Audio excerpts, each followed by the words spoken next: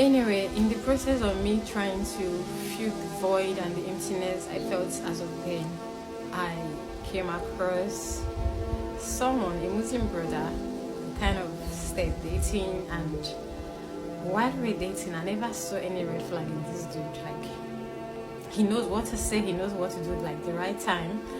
I didn't know while we were dating he was preparing to get married. I got ghosted, you guys. And I was trying to reach him for a couple of times. I wasn't able to.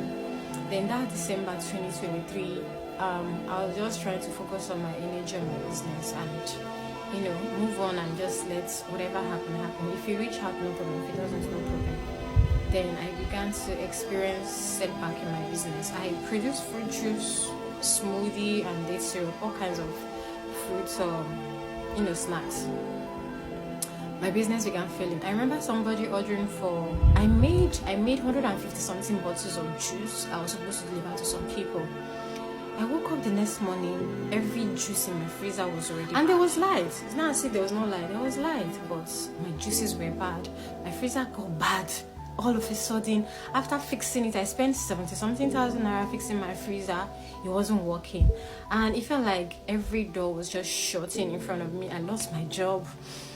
Where do I even start? Life was so terrible. Someone I trusted so much betrayed me and went behind me and said all kinds of things to someone about me, and everybody was just living my life. Then that December 2023, I remember on my bed, I was really tired and frustrated and depressed. I was crying. I used to lock myself inside the door, and if you see my eyes, they used to be so big because I cried a lot. I used to lock myself inside the house. I don't want to communicate. I isolated myself from people.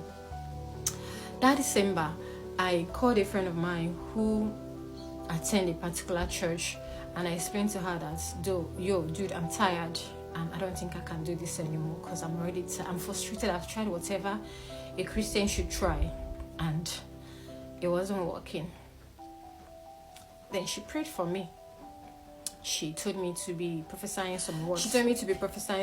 That probably it would clear my mind. I kept on doing that, and while I was doing that, I was just saying in my mind, God, please, if not for anything, but the fact that I was good to my parents. I don't know if I was good to his own standard, but I was obedient and good to my parents.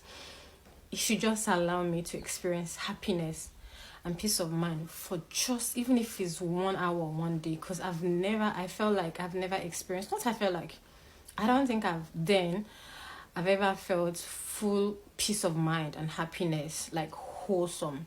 So I kept on telling God, please, you should just let me experience peace of mind. I want to know how it is like. And if not, you should just take my life.